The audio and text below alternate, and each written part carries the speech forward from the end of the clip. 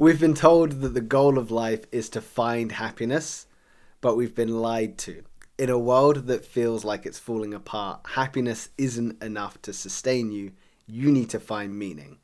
Today on our episode, we're breaking down the 10 things humanity needs to know right now, or rather, a few of the things humanity needs to know right now. We're exploring why you treat yourself the way you do and how you treat yourself actually shapes the world more than your political opinions ever will.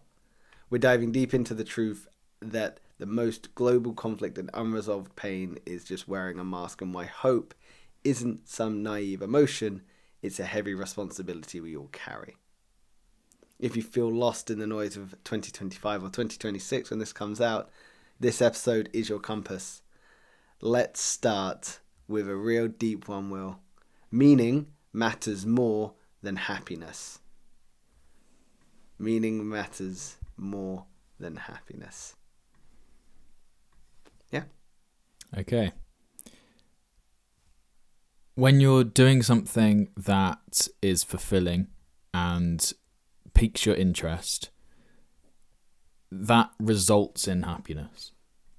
If you chase the happiness first, you're chasing an emotion. It's not going to have the same depth to it. It's more surface level. Less longevity. Exactly. That's probably the best summarized way I can put that. So what you're touching on there is the difference between happiness and meaning. That's a good jumping off point, I think, because the number itself, meaning matters more than happiness, suggests that everyone is understanding what matters and meaning is and what happiness is. So happiness fluctuates, whereas meaning sustains. Happiness is an emotion, whereas meaning is a constant pursuit. If we're talking about the key differences, I suppose where I want to jump into is like a time orientation as well. So happiness is primarily focused on the present moment because you are happy in the present moment. You're experiencing happiness because it is an emotion. It's an immediate fulfillment of needs and wants. Whereas meaning involves integrating the past, present, and future, and often requiring reflection on one's personal narrative and aligning yourself with the highest value and chasing fulfillment. So meaning versus happiness. Do you want to talk about the emotion of happiness? Yeah. What would allow someone to feel happiness, immediate fulfillment? I think it's just doing something that you're passionate about. I think it's doing something that is keeping you engaged and probably shared with other people. I think if you do something alone, it doesn't feel as nice as if you do it with others, especially close people to you. Like going out, like the obvious answer is going to a pub and drinking by yourself or going to a pub and drinking with mates. Like everyone prefers to go drink with mates. It's more fun. It's, what's the other say? It's not what you do, it's who you do it with. Is another one. I don't know if that's a quote, but I'm taking it if it's not already. I went to New York.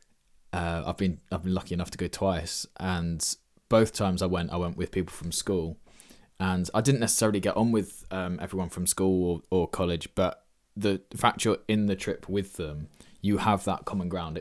It's new. You've probably not been before. If you have, then it's like it's still an exciting thing.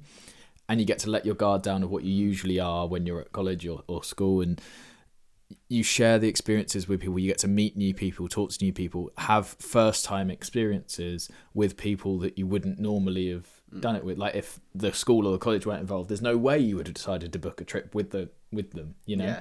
This is why I think companies such as Intrepid and G Adventures and whatever do so well, is because it is capturing that very thing of. It's not just you going to a place on your own and fumbling around and finding your own feet once you're there. It's having the trips and it's having the group experience that I think maybe a part of it is not only the group experience, but recapturing youth in a way, because you're all experiencing firsts, and that has a magic about it. So I think that is a key way to to capitalize on happiness. Is you just do it with others. I think sharing experiences is really powerful. Absolutely. Shared experiences allow you to have such a unique experience. You know, if we're experiencing something together, we both watch the Northern Lights for the first time, that is something we get to share for the rest of our lives. Whereas when you do it by yourself, it's great, and don't get me wrong, it shouldn't be any less fulfilling, but there's just that added level of doing something with someone, whether that's a friend, family, loved one, or a stranger. You'd likely feel a deeper sense of connection with someone if you have experiences with them. I think it's confirmation, isn't it? It's like, we're both seeing this right now. Like, that's so cool. Yeah. So happiness, like you're saying, is in the present moment.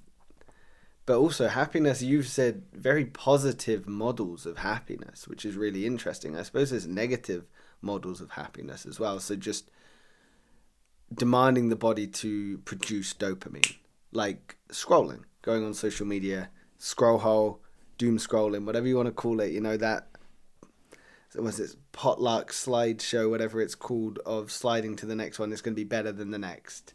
That instant dopamine that we're getting. There's going to be other substances, you know, like drugs, alcohol, prescription medication that's going to provide happiness in that moment. I also think there's likely something to be said about happiness of avoiding fulfillment, because as we discussed in other episodes, discomfort isn't something to be run away from. It's actually something to arguably be chased, because it's likely leading to you to a greater sense of fulfillment.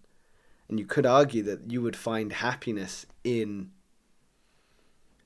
just avoiding fulfillment and avoiding discomfort. Yeah. Now, happiness is such a interesting thing, because we're always told to just be happy. You know, just Stupid be happy. thing to say. It's so bizarre, like you say. Sometimes it's really stupid, sometimes it's great, because I'm sure there's people out there that are in a shared experience with a friend and they just feel extremely isolated and they don't know how to connect with people, and that is really sad. In that regard, although just be happy is surface level, it is very much true. You know, be present with these people you're with. But then when it comes to trying to chase fulfillment in the long term, just be happy. Or me being happy is me not doing all this hard work. Yeah. A huge factor in my personal happiness has been gratitude. Just being immensely grateful for everything I have around me. I've got an amazing girlfriend. I've got an amazing day-to-day life. I've got amazing opportunities in front of me. I'm excited. I'm looking forward to things. So much of that is from the gratitude and awareness that I'm in a very, very fortunate position. Not particularly financially, although I'm not struggling necessarily. It's just the people I have around me are great. The job I have, I love. The experiences I get to have or have the opportunities to have are all the ones that I would want. And there's just a freedom about my life that I can't be anything other than grateful for. And there's so much satisfaction and happiness that comes from that.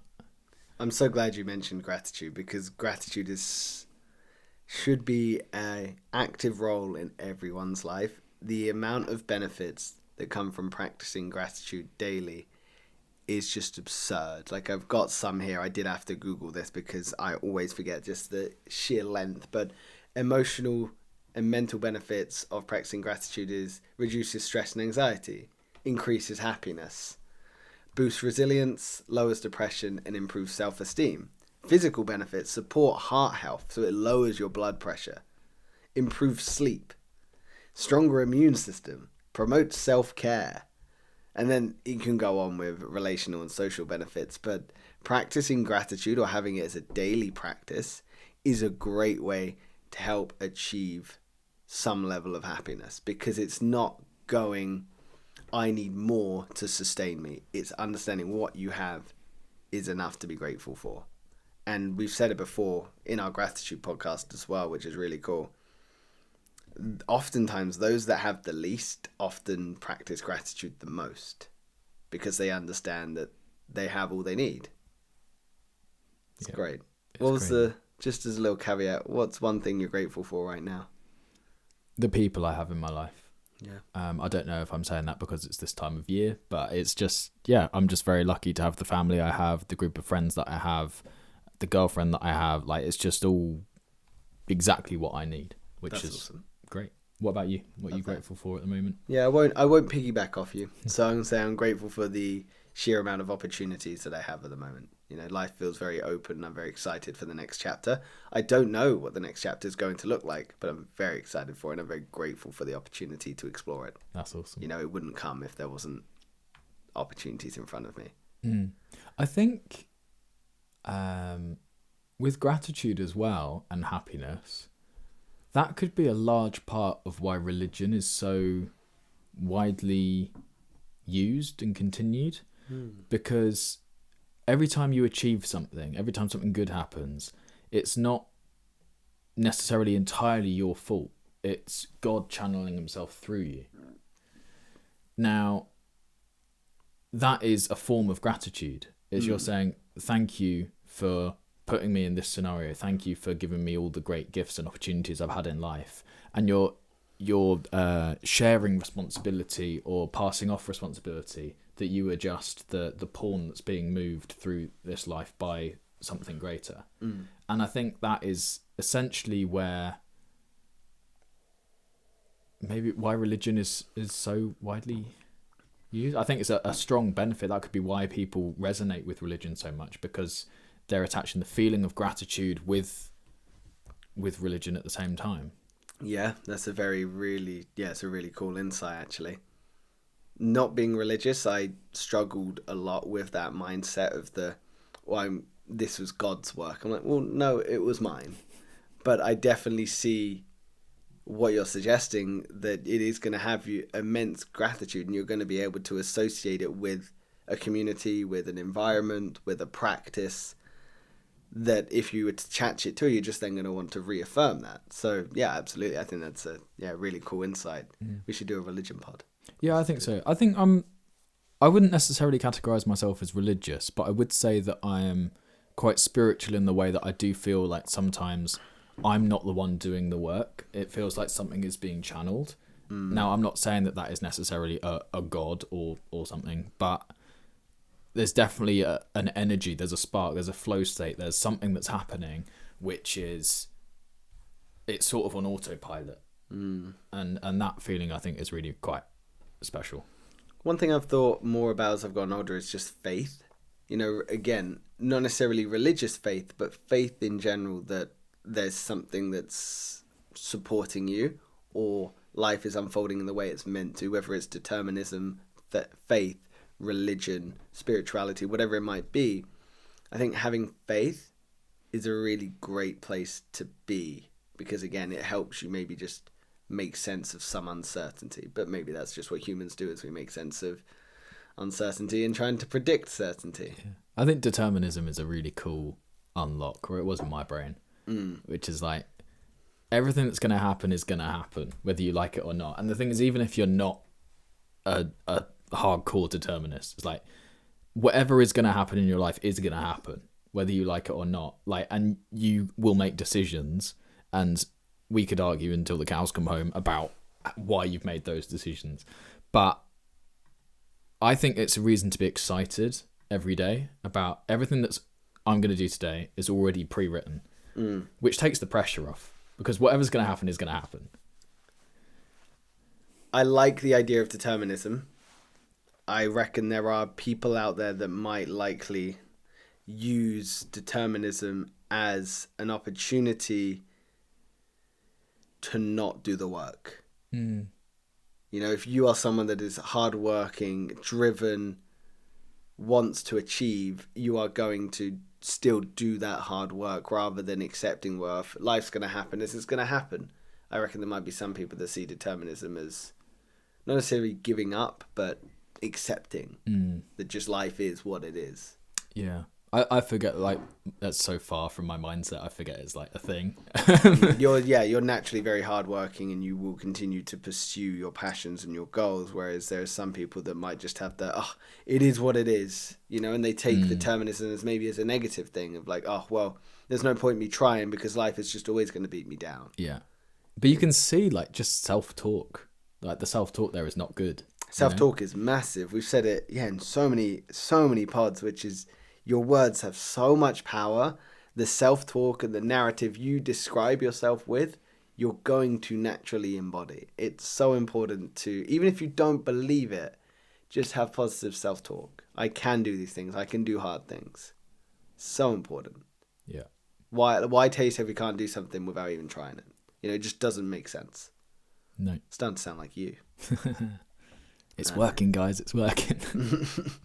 One last thing I want to touch on of like happiness, or rather the difference between, is research by, I had to prep this one because I don't have this readily available in my brain. Research by Barbara Fredrickson found that people with high levels of empty happiness, so happiness without meaning, shows stress-related gene expression patterns similar to those facing chronic adversity. In contrast, those with high levels of meaning showed a deactivation of this stress pattern, even if they weren't particularly happy. Really interesting stuff. Yeah. Showing that meaning, high levels of meaning, or striving towards your meaning, shows a deactivation in stress, even if you're not quote unquote happy. Yeah. You could even be feeling stress, I imagine, as well. Yeah, this is the ironic thing. But doesn't it just show the power of finding a meaning, finding a purpose, chasing fulfillment is so important, rather than these meaningless bouts of empty happiness. Yeah. Don't get me wrong, there's definitely places for happiness and meaningless emptiness, happiness at times. You might get happiness from having like a coffee, and I'm not telling you not to do that. Yeah. But I'm telling you to try and find your meaning in life. So, jumping off meaning, the author, I cannot pronounce her name, Emily Smith, that's just because she's got a middle name I can't pronounce. Emily Smith identifies 4 core elements that contribute to a meaningful life. Belonging, being in relationships where you are valued for who you are.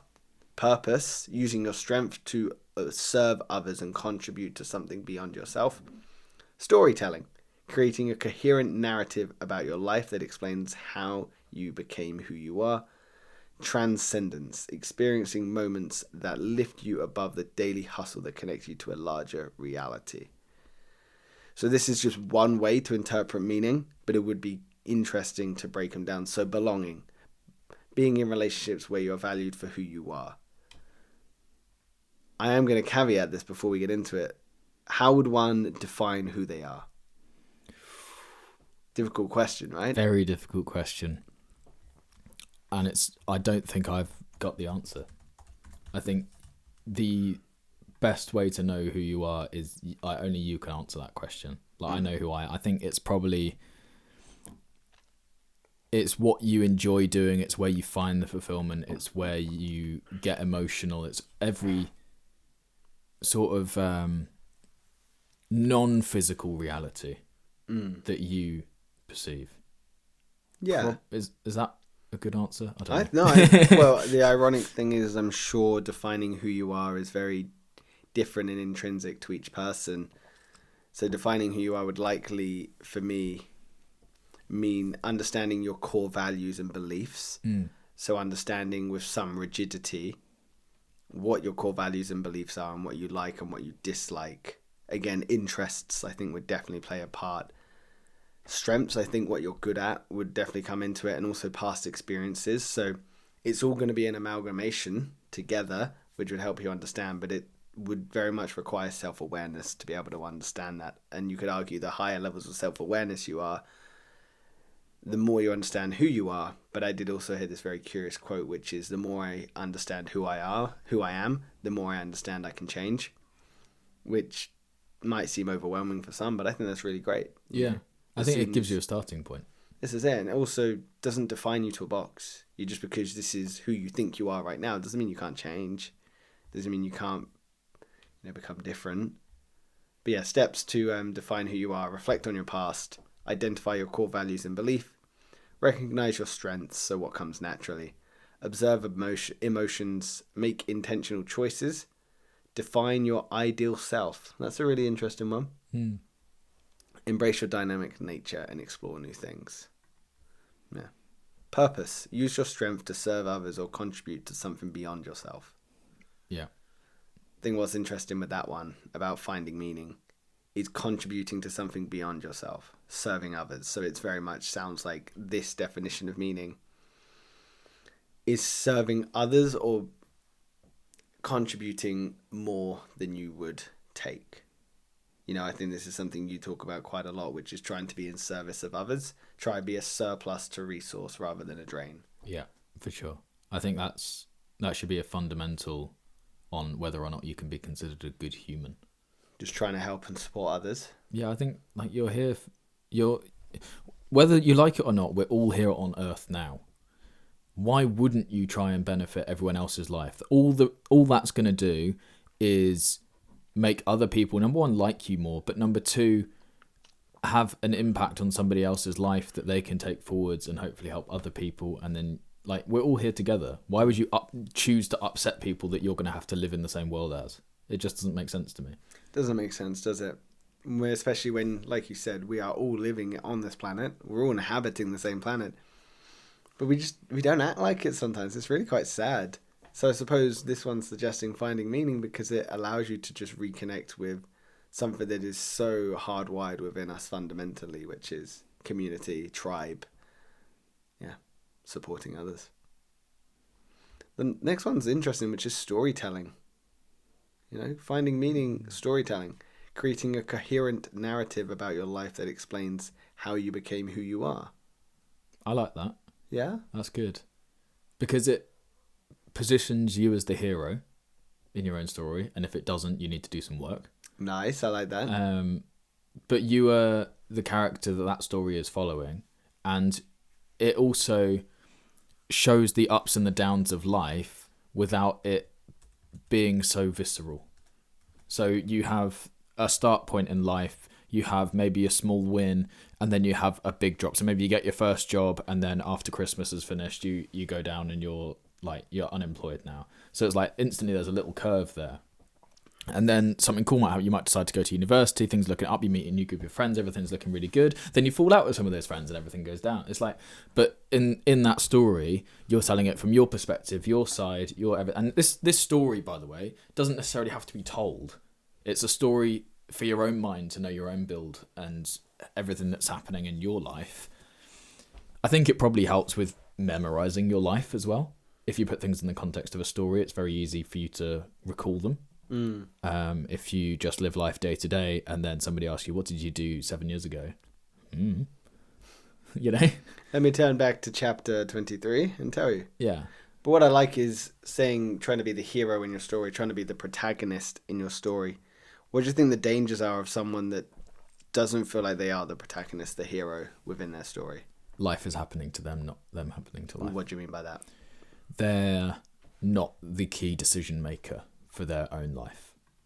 They are the person that is getting guided by the people around them.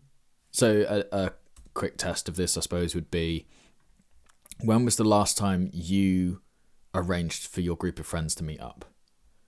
Did you just follow along with their plans, or did you propose some plans and execute? Little things like that on a day-to-day social level are the difference between you being one of the lead characters or somebody that's just in the background and just is there. So suppose the life happening to you is a victimhood mindset. So you're likely going to have external forces that are going to be a little bit more authoritarian, hardwiring to navigate your life. You might think of life as unfair. You might feel helpless.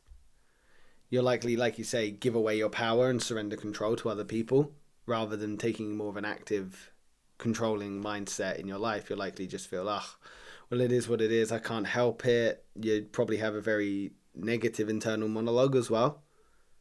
So I suppose what's the other side? Is life happening for you? You're happening to life? Yeah. Maybe more empowering? Yeah, definitely. Yeah. You are in power. You are the person that other people are maybe coming to know what to do. You are the person other people are relying on to make things happen. So you're taking responsibility. Yeah. Accountability and responsibility is another side. It's like, if you own your mistakes as much as you own your victories, then first of all, you're impenetrable, because people can try and lash out at you or make fun of you or do things, you're like, yeah, I know I do all those things.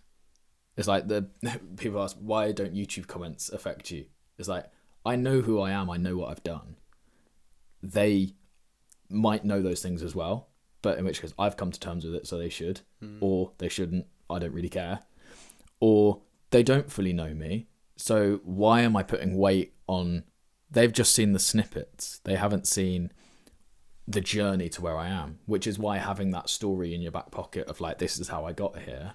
Nice. Is, really important, because I know my story. I know how I got here. You have that strong sense of autonomy. You know who you are. Yeah, nice. So I suppose it's just a reminder that you can't stop life's unexpected turns. You can profoundly change your experience by shifting from a passive mindset to being an active participant, to finding meaning rather than victimhood. Absolutely. Yeah, nice. I like that. No, I appreciate that. You actually helped me understand, because I was a bit like, where does storytelling come into this? But yeah, really interesting. I think it helps self-understanding. Yeah. The next one was transcendence, so experiencing moments that lift you above the daily hustle and connect you with a larger reality. Do you want to explain this one, or does that one not resonate with you? Read that one again, sorry. Experiencing moments that lift you above the daily hustle and connect you to a larger reality, so transcendence. I guess my brain straight away there jumps to your future plans. And I don't think anyone can think about future plans when they're purely worried about the thing that's right in front of them. So if you can find a way to think past, a year, it's crazy. I think there's a statistic. It's like those with $1,000 in the bank or £1,000 in the bank are much happier, like disproportionately to any other amount, because it allows them to think past the next month. Whereas if you have third world countries where they're literally living meal to meal, they're not able to think past the next meal because they're in survival mode. It's Maslow's hierarchy of needs. It's like, as soon as you're at the point where your immediate needs are met, you're able to think more long term. Therefore, you make better long term decisions, because it's not a surprise when you get there. I also wonder if that one somewhat flows into purpose as well, or point number 2, which was purpose. So connecting you to a larger reality. If you're able to, like you say, take care of your immediate needs and you're in a surplus of resource, if you're able to connect with a larger reality or the community at large, you'll likely have a deeper sense of meaning, because you're outwardly helping others and actively engaging. Yeah, nice. I like that. So meaning matters more than happiness. There are a few things I do just want to mention. So Viktor Frankl, which was a Holocaust survivor and then a psychiatrist, he argued that in his book, Man's Search for Meaning, the primary human drive is not the will to pleasure, but the will for meaning. So obviously will for pleasure, which is happiness, short-term empty happiness, but the will for meaning. Again, the parenthood paradox. Parents often report lower daily happiness due to stress and lack of sleep and worry for their child, yet they frequently cite that children is their greatest source of meaning in life. It's that duality, it's that yin and yang. It's a very interesting paradox that we have, or we're living. But if you can steer away from trying to avoid empty happiness, again, don't get me wrong, there's those small moments of happiness, those glimmers, like a good book, a coffee, whatever it might be, something that just, a little bit of joy and happiness. But continually searching for meaning is likely a good fulfillment, because it's likely going to give you direction. Yeah. Humans don't need constant joy. We need direction. Absolutely. Yeah, I like it. So from meaning to treating yourself, if meaning is our fuel, why is it that we can have all the purpose in the world but still sabotage ourselves with negative inner monologues? I think it can be for a few reasons. I'd be interested to hear your perspective on this, actually. First, do you have something that's jumped to mind? So if meaning is our fuel, why is it we can have all the purpose in the world but still sabotage with self-sabotage with negative inner monologues? It is interesting. My thoughts for this one, or this question, I know I was prepared to ask you, but it goes towards we're hardwired to find what's wrong, and sometimes we lean away from legitimate fulfillment and happiness because we are not able to maybe comprehend what that might feel like or understand the depth that it would take to feel fulfilled. Sometimes we always feel like there needs to be a new challenge coming. Yeah, is how we treat ourselves the invisible ceiling on our impact. Difficult. Yeah. So yeah, meaning is our fuel. So that guides us on a day-to-day. That's how we're going to help align ourselves. But why, with all the purpose towards that meaning or that fulfillment, do we self-sabotage? Do you think humans are inherently going to steer away from happiness? I don't know. This is really interesting because we're trying to figure this out in real time. Yeah. Which is exciting. I don't know if humans naturally want to steer away from happiness, but I do feel like humans steer away from the feeling of comfort. I think we naturally want challenge. We want something that's going to keep us engaged. As creatures, we're quite intellectual, and therefore we require constant stimulation. It's like if you have a Labrador and you don't take it for a walk, it's like it's going to get annoyed, you know? Maybe my brain jumped to purpose again, which is if you're doing meaningful work, you feel like it's your duty and purpose to continue to do more and more meaningful and purposeful work. So the negative talk comes in when it's like, okay, well, I could be doing more meaningful work. I could be doing more. I could be doing this. I could be doing that. I could be helping people on this side of the globe. I could be helping people in this group. I could be helping, whatever. I could be doing this for my family. Oh, wait, but now I've forgotten about this group of people that's over here. Oh, wait, now I've forgotten about my family again. And so it becomes more and more clouded. So it could be a potential type of problem again, where you're thinking, okay, once you know you can achieve something, you think you can do more of it. But I don't know. It's interesting, isn't it? So I've got another question for you then. Let's thought of a way there. If our internal relationship... No, maybe... I'm going to come back to that, actually. I think it will fit better elsewhere. So I think we move on from meaning matters more than happiness, and we go on to the next one, which is the way you treat yourself shapes the world more than your opinions. So the way you treat yourself shapes the world more than your opinions. Do you agree with that? Yes, I do. Why? I think we did a video on it, one of those clips, and it's your actions essentially speak louder than words. So if you treat yourself in the way that you want to be treated, that's going to have far more impact on the world than what you think about how people should be treated generally, because that's empty. I like that. So it's saying if you want to be treated with respect, you will show other people respect because you're mirroring the behavior that you want to receive. So therefore, rather than going, I think the world needs respect, everyone needs to just be nicer to each other, if you embody that for yourself, you'll likely have a more profound impact. If I may quote Gandhi. Please do. Be the change you want to see in the world. What a quote. It is a great quote. Great guy. Yeah, he is. 10 out of 10. It was a bit of a hindrance to the British, but... Yeah, someone needed to be though, didn't they? Yeah, we were on a rampage. Yeah, honestly.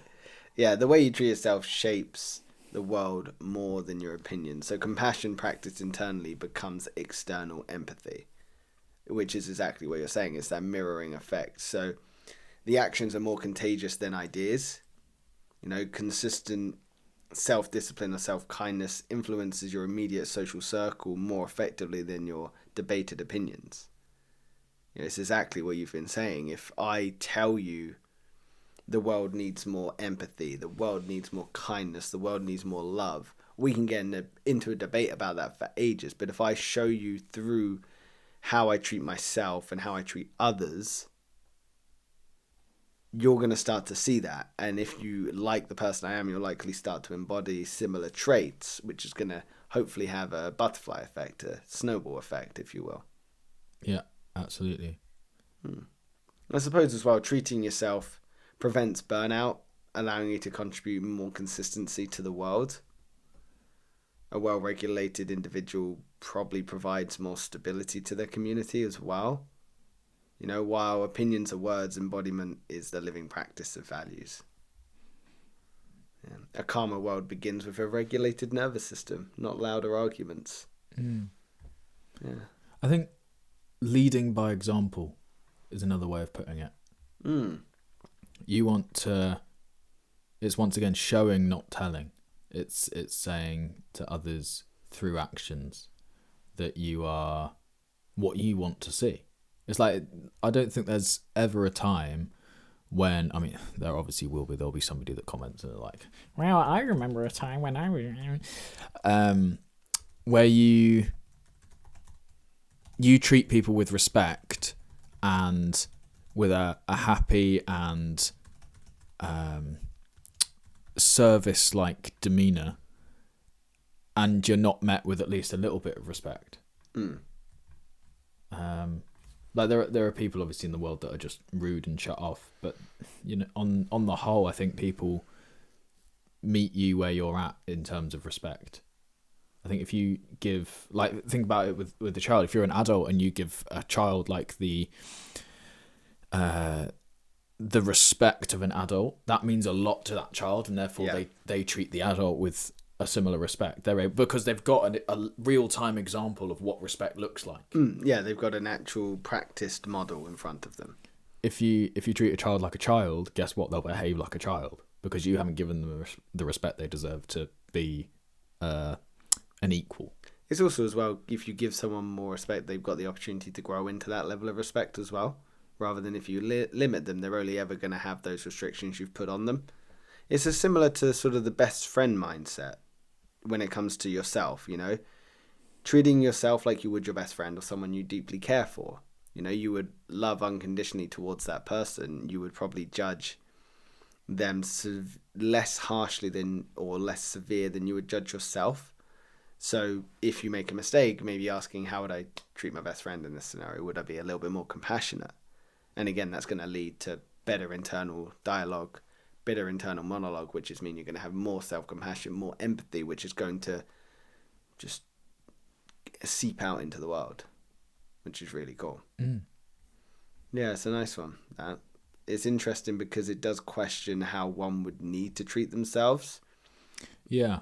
Because I suppose there's probably so many levels that factor into that. There's the emotional, physical, societal, spiritual. There's probably so many different pillars of how you would need to treat yourself. And I'm not saying that there's this ineffable, perfect person that we should all strive to be for, or embodies traits that we should all have. But I think there's probably some universal, like empathy towards yourself and others. You know, kindness, compassion, trust, humility. Are all probably really important. Yeah. So I've got a question for you, Will. If our internal relationship shapes the world, which is what we're suggesting here, the internal relationship is shaping the world, does that mean that these massive conflicts that we see on the news are actually just 1 billion people, or these major political figures projecting their own unhealed wounds outwards? Yeah, I was thinking about that as you were talking earlier. How much of what political leaders do is activating change or implementing change versus talking about change. And there's obviously the thing on the run up to elections. It's all empty promises at that point because it's... Or bashing the other party. Yeah. But more, I think it's difficult. Obviously, their hands are tied because they can't implement the changes until they're in office. But I also think once they're in office, they're hit with so much more responsibility and problems than they ever imagined. It's very difficult to fulfill the original promises that are made on the run up to the election. Also, from a political perspective, the fact that people tend to run for election with 1, 2, or 3 promises. Like, that's not enough. It's like, there's so many different, like, you're in charge of a whole population, right? That you can't just implement those 3 things and fix every problem.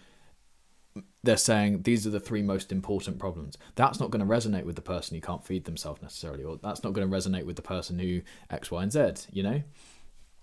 It's very, very difficult. Like wars, for example. Do I think most people in Russia want to go to war with Ukraine? I find that very difficult to believe. I think people would rather live an unchallenged life in terms of conflict. I think they'd rather approach life with a positivity and a spring in their step. I mean, why would anyone choose to want to go to war unless it's through media that has maybe been spread to them? You know, it's curious that maybe there is some projection that's coming down internally from the news we're receiving, whether that's politics or governing bodies or leaders or whatever it might be, that it's probably having subtle or maybe not so subtle impacts on our day-to-day life and how we view and perceive others as well. You know, if you listen to the news about the fear-mongering that can happen with migrants, whether that's the UK or immigration in the US or name any other country, you'll likely find that you're going to lean slightly towards maybe being slightly more racist or not accepting of other people. Something happened. Tell me. That. As I've mentioned on a previous podcast, when I was in Prague, I spoke to the taxi driver for like the whole 40-minute journey. And we were talking about sort of where he's travelled to and whatever. And I said, have you ever come across the UK? And he was like, no, there's too much immigration in the UK. This guy's from Prague. And I said, yeah, we have quite a lot of immigrants, but like, I'm in the camp of like, if you want to live here, live here. You know, as long as you're working and you're doing everything like as you're supposed to. Like, yeah, absolutely come across. And it's like, no, too many immigrants. It's interesting, isn't it, how people have such strong views on immigration, whether they're right or wrong. That's not my place to say, but immigration is how the world has been shaped. You know, we are, as humans, have spread across all 4 corners of a globe, if that's even possible. Yeah, it's very impressive. Yeah, and that's happened through people navigating and going to different worlds and integrating with different people. You know, immigration has allowed the world to go round, and I did see something quite funny, and this is just because I'm left-leaning, it leans into my propaganda. But if someone is coming over from a different country and is taking your job because they've got a degree and they're employable and they don't have benefits and they maybe aren't a drain on resources, chances are it's not immigration that's the problem, it's you. Yeah, that's it. It's taking responsibility. It's that accountability again. It's like if somebody, but like as a business owner, if I have 3 people in front of me and one of them is clearly better at the job through showing me they're better at the job, I'm obviously going to hire that person. I don't care where you are, where you're from, who you are. Like, it's that simple. The problem with that is, you know, this quota of if you've got over a certain number of employees, you must have a certain split between male and female employees. I remember you touching on this before in a different episode, but yeah. I am all for equal opportunity, but equal opportunity means if I decide that my equal line is going to be, I'm only going to hire the best people for the job, which realistically I feel should be every business's employment strategy. Because why would you hire somebody that's not as good at the job? I would say it's scary when things like that 50-50 split, or I don't know if it is 50-50, but you know what I mean. There must be a certain quota, and then the certain quota of disabled employees, a certain quota of, I don't know, different sexual preferences employees.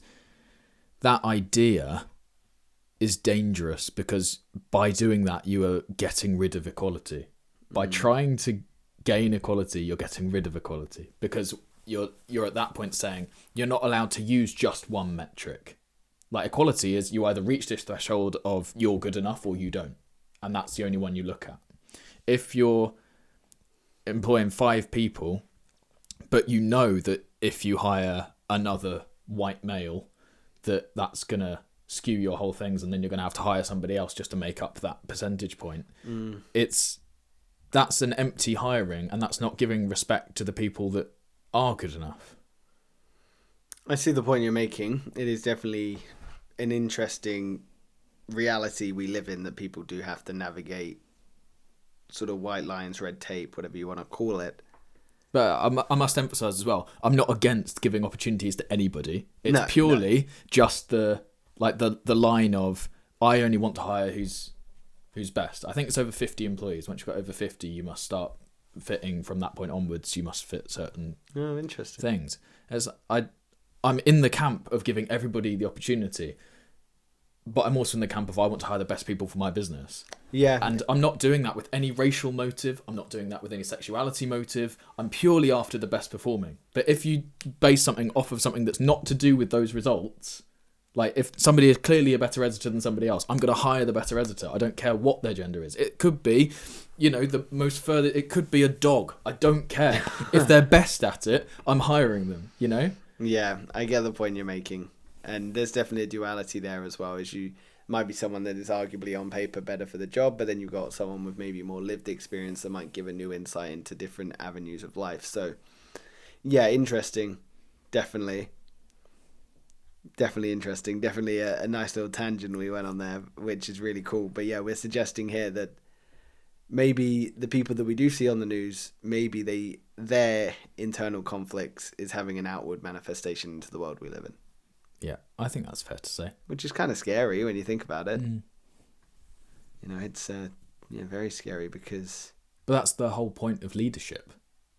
You want to, in an ideal world, if you pick a leader of a football team, for example, you're going to want them to lead you to victory. You're going to want their opinions, ideas, and their motives pushed onto the team because you have made the decision that they are the person to lead the team to victory.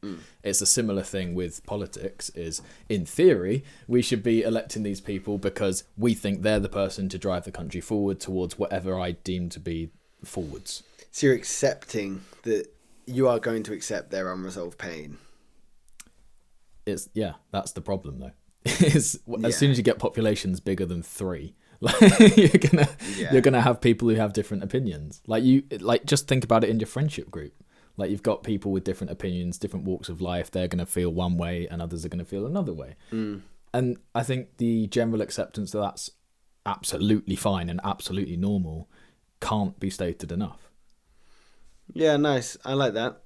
Now, it does kind of lead well into the next point that we've been given, which is really interesting. So it's suggesting that most conflict is unresolved pain wearing a mask. So obviously what we've been talking about there is whether we think these people that have unresolved pain or maybe don't treat themselves very well, because that's what the other prompt was suggesting, is their self-treatment isn't very good, so that's seeping out into the rest of the world. And maybe if they had better self-care, better self-narratives, self-love, whatever it might be, then it might have a better outward manifestation. This one's suggesting that most conflict is unresolved pain wearing a mask. And that doesn't have to be on a global scale, as we've just discussed. It could be on a very small insular level, but the reality is people rarely fight about what they say they're fighting about. Now, how many times have you heard an argument between like a couple that is maybe just like, I didn't do the washing up, I didn't do that, when in reality it could be something completely different, like, I don't like how you're acting with your work friend, that male co-worker. I don't like how you disrespected me in front of my parents. There's so many different things, because really under that anger is fear. It's the fear of losing that person, or losing some sort of autonomy, losing some sort of self-respect. Most conflict is unresolved pain wearing a mask. Under judgment is shame. Under control is helplessness. So it leads down. Most conflict is unresolved pain wearing a mask. What are your thoughts on that one? So let me define maybe. The mask is arguably like a defense mechanism. So let's maybe clarify that. So people tend to hide their true feelings, such as fear, grief, inadequacy, anxiety, more behind socially acceptable or protective personas like anger or aloofness. The masking, quote unquote masking, is a behavior that is self-protective to prevent judgment, stigma, perceived negative feelings. So I suppose that's a good place to start, is defining the mask. You know, do you think a lot of people navigate life wearing a mask? Yeah, I do. I think that's what social media is for a lot of people, because you only post on social media the interesting things in your life. Nobody posts like the fact that they're feeling depressed this morning, so I'm just going to take a picture of myself and this is my video today. I'm not doing a song, I'm just videoing myself in my bed just watching Netflix because I'm, sad. As someone that has nearly 500,000 subscriber YouTube account, not this one, but Will Taylor, do you think that would perform well, people's authentic honesty? If there was a channel built on someone's complete authentic honesty? That's the difference. So I think if you were to... It's so difficult. So an anomaly might not perform well if a channel was built around XYZ, but if the channel itself was built around... I think if it's a short and it's a one-off, or no, even I think across all content types, I think if you were to do a one-off that's completely estranged from your usual content, that would get views because there's a new level of intrigue. I think if you build a channel on it and you're depressed every single day on camera and you don't seem to be doing anything about it, then not only is that going to be bad for your own health, because you're going to find the videos where you are most depressed and most sad are going to perform the best because that's what the channel's built around. Yeah, nice. You're also going to develop through, and so there's two directions it can go. The channel would build really well because you would have an authentic relationship with your viewers that is purely based on how you're feeling on that day. The difficulty comes with your income is then tied to your mood. Yeah. Or maybe it's not. Well, it might be because you're going to be rewarded for some sort of behaviours. You might find that anger gets you the most views and therefore the most amount of money or click-through rate, or whatever it might be, that you're going to then need to be more of an angry person. Yeah, it's a very difficult situation to put yourself in. But would I still recommend authenticity of emotion in videos? Yes, I would. I think the deeper connection you have with your audience, the better. I think probably the best way to go about it is, and this is the way that I've approached the Will Taylor channel, is you have the shorts, which are like, people know what they're getting with the shorts. But what are the words? Or me actually doing it? Then you've got long form, which is one of three content types, which is me doing something that I'm passionate about, either recreating a billion stream song or making a song with weird items or making a song with user comments. I love doing that, and that gets to show a slightly longer form version of, but still staying within a format. Then I have the live streams. Now the live streams, you can't fake anything for an hour or 2 hours. So that is the authenticity element. That is where you build that stronger connection with your viewers that can turn up during those times. And you get to know them as much as they get to know you. So if you're hitting with the three-pronged approach, then you're in a really strong position. Three-pronged approach. The meat fork. The milking stool. Nice, yeah, the milking stool. Yeah. How unresolved pain leads to conflict. So, jumping off the mask idea, I believe that would then lead to misinterpretation. Because if someone is navigating life with a mask, or rather choosing to navigate certain relationships with a mask, the person's mask is going to cause others to misinterpret their intentions.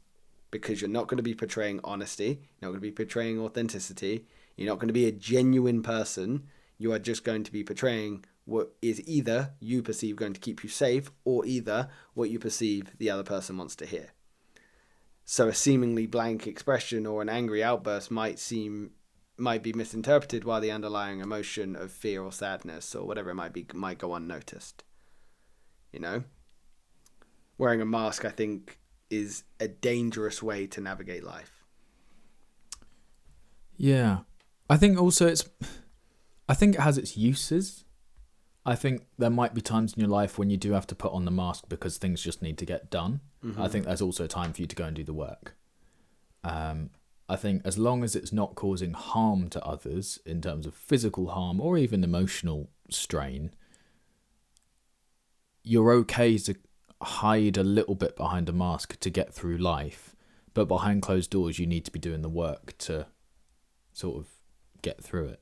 To be disintegrating the mask a little bit. What do you think some of that work might be?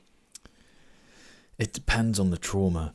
I think a lot of times it's just talking to somebody that you trust, being open and honest about how you are, trying to get an understanding of where that continued sense of trauma comes from. Not like, obviously you might not be able to, but you might be able to point to a specific moment in time where a piece of trauma was caused. But understanding why that stuck with you, I think is really important. But you're probably better qualified to answer this question than me. You've done a lot more therapy. Yeah, well, I think everything you've touched on is perfect. Navigating life with a mask will be inherently, in my opinion, unsustainable, because you're not matching yourself up with your idealistic version of yourself. You know, if there's a way you want to navigate life, there's an authentic way you want to get through life, which is becoming your highest version of yourself. Whereas if you're navigating through a mask, you're not going to be able to do that, because you're always shying away from how you really feel, who you truly are. You're just not going to be embracing authenticity at all. So good ways to break down that mask, like you say, is therapy. Going to therapy, paying someone for their time to understand you and get to know you on a deeper level, tell you why you might act certain ways and encourage you to explore them in a safe, secure environment is a really great way to do it. Friends, family, support networks, religion, charity, whatever it might be. People where you can be open and honest and share things is a really great place to be. I also think there's a lot to be said about just exploring what brings you happiness. You know, how are you going to find out who you authentically are if you're not doing things that authentically bring you joy? You know, if you're wearing a mask and doing things that you think are going to make other people happy, you're not going to feel like yourself. It's like we've said in previous podcasts, what would you do if you were just going to do nothing? What would you fill your time with? That's a great way to get to know who you are. That's a great way to drop the mask and the facade. You know, if you say, okay, I'm going to do nothing today, and then just see what you end up doing during that time. Do you end up going to the gym? Do you end up painting? Do you end up recording a video? Do you end up learning a language? And it's important not to cast judgment on yourself when you're doing it as well. Huge. Because you might think, I'm really bored. What should I do? My friends like doing this, so I'm going to go and do that. Yeah, but am I only doing that because that was what you chose to do in that moment. That was the thing that popped into your head. Stop casting judgment. That's what you wanted to do. It's okay to try something. You know, don't be afraid to try something. Don't cast judgment on trying something. Or even if it's something you're like, oh, I really want to try that. Oh God, that's not going to be perceived as cool. Stop worrying about what other people think. Try something because you would legitimately want to try it, and don't worry about how good you are at that thing either. You know, we're all going to be kind of bad at something we want to pick up and start, but give it a go. Approach it like it's supposed to be fun, because it is. Approach it like it's not that serious, because it isn't. Imagine trying to approach life like it's fun, though. Oh, what a poor way to approach life. You got it. Yeah, I agree. So the cost of masking continuously would be suppressing authentic relationships. You know, so that would lead to burnout and exhaustion, because you're not ever being authentic, and you've got to consistently make an effort to maintain a false persona. It's like, you ever tried to tell a lie and the lie just suddenly gets bigger and bigger and bigger, and you're like, fuck, what did I say? Who do I have to be? Shit, who said what to what? And you're just like, if I was just honest, none of this BS would be here. When you tell the same lie to like 5 different people and there's a slight variation, and then you meet up with each one of those people individually again, which lie did I tell you? Yeah. Everyone put your fingers in your ears. I just want to reaffirm this lie, and then you can take yours out and we can... Yeah, so... And it's also masking, you're going to be extremely lonely. Let's face it, because if you're pretending to be someone else, you're not going to be authentically connect with that person or that group of people. So you're just not going to feel fulfilled. Like, it's just mental. Yeah. There's a technique that detectives use when investigating potential convict or what they call perpetrators of the law, where if they are 80% sure that multiple people under investigation have got a story that they've all agreed to, it's very easy for them to just stick to the story and tell it. So what I'll do is I'll ask questions, they'll be invested in the story, and I'm like, yeah, and then they go, and then carry on. They literally do that, because somebody who's not telling a story will say, what did you just do? The person who's just trying to get the storyline across won't mention it and will continue to stick to their story. And that's how you know somebody is telling a prefabricated story or the real deal. Interesting. Actually used by police. Nice. There's an insight. Maybe you need to be part of the police. Maybe I am. MI6, bitch. Yeah, and then the cost of masking, the last one I was going to say was just it's going to damage your relationships. You know, you're not going to have any trust there, because how can trust exist if someone's not honest?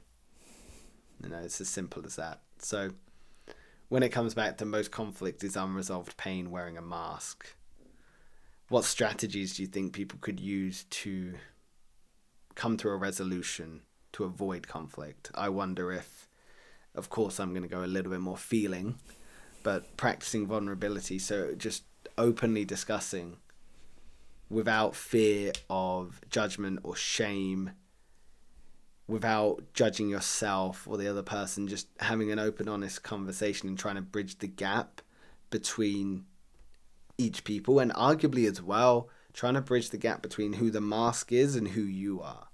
And just practice that vulnerability in both regards is going to allow you to just see through the walls that people have built up and get over any maybe surface level conflict, or find the source of the conflict.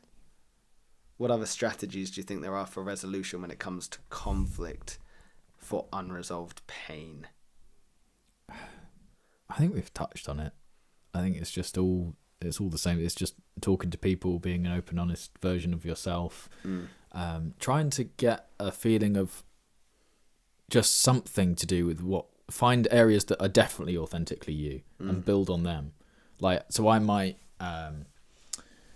fake to the world that I am a happy YouTuber that is just living the best life, and that's all fake. That's my mask.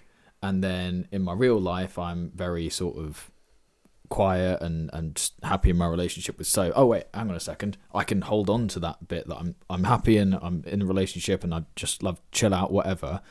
And then, okay, how can I take that sort of energy, that sort of feeling into other areas of my life? That's probably going to be a more authentic way for me to live. But yeah, I think just have fun. Don't be afraid to have fun. Whatever you find funny, just have fun. Yeah, I like that. Just trying to be not necessarily naive, but just be open-minded, fun, open-minded, childlike, where everything's new and exciting. And rather than meeting this person or yourself with an assumption, avoid those assumptions, Just try and understand mutual understanding again from the masked self to yourself and the other person to yourself. Get that mutual understanding. Understand where the other person's coming from. And if you just come with a want to understand, you'll likely learn so much more than if you just assume I know how you're feeling, Yeah. I think as well, you briefly touched on it, is like acknowledging the difficulty of it as well. These sort of discussions, these sort of conversations are difficult. They're open, they're honest, they're uncomfortable. Being honest about the difficulty of a situation can bring conflicting parties to the same side in managing a problem rather than conflicting each other. If you both acknowledge that the challenge is hard, you'll likely work together. Like I had a different discussion recently with my dad about, our relationship's not where I want it to be. And rather than going in being like, this is how I feel like you've acted, this is what you've said, I don't like this, which is going to put him on the back foot. It's like, this is how I perceive our relationship, I would like to work on it, can we do it together? And he was like, yeah, let's do it. It made such a better impact together because we're on the same side. We decided that there's no need for the conflict, let's just sort the pain out together. Yeah. Sometimes it's so easy, but sometimes it's so difficult. So it takes a lot of bravery as well. It does, doesn't it? Once we realize that most conflict is just masked pain, how do we keep from becoming cynical? How do we turn that heavy realization into a realization of hope rather than just giving up? I think we've probably touched on this throughout our answers, but we probably stop becoming cynical by just being open and honest, rather than assuming or having expectations on people. You're just going to be open and converse with them without any fear of judgment. You know, that's my thought on that question. It's just a sense of freedom. Like you can just be you. You know? Yeah. And if you can't be yourself around people, you need to change those people. Yeah, that's true. Sometimes it's easier said than done, but sometimes changing your environment, changing the people you surround yourself with has the biggest impact on your life, because it is changing. It's actively going into the uncomfort rather than avoiding it and allowing the growth to happen. Yeah. And by the way, changing the people in your life doesn't mean sending them a message saying you're no longer in my life. You can just drift away slowly. Beneath the Noise has told me to cut you out because you no longer serve me. So if you don't like me, blame this 386 subscriber YouTube channel. Yeah. Yeah. Or whenever you're listening to this, insert subscriber number. And make sure to send the link because we're not big enough to be found. Yeah, valid. Yeah, man, this was an awesome episode. So 10 things humanity needs to know right now. We've done sort of some already, and we're diving into another few, but we've done meaning matters more than happiness. The way you treat yourself shapes the world more than your opinions. Most conflict is unresolved pain wearing a mask. What did you like? What didn't you like? The first two, the meaning is more important than happiness, is really key. And then the second, remind me what the second one was again? The way you treat yourself shapes the world more than your opinions. I think that's just self-honesty, and you should be.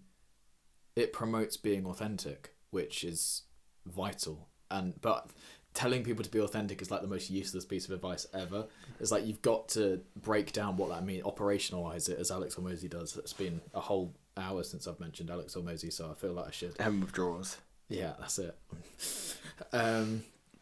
There's like operationalize stuff. Don't say words just because you've heard other people say them. Actually break down what they mean and what that means to do in practice. Like, to be authentic, it just means doing the things that you want to do when you want to do them. Yeah. Which is another word for freedom. Yeah, perfect. Such a good explanation. I agree. For me, it was the way you treat yourself shapes the world more than your opinions, because I really enjoyed our conversation, and it did make me think that maybe how I treat myself has such more of an impact than I can even comprehend, which is awesome. I've written down my word, Will. Ooh. What is it? I'm going to go for one that's topical. Authenticity. Definitely not, but we're in the same letter again. I picked apple. Oh, okay. I was so close. You were. Just a couple of letters up.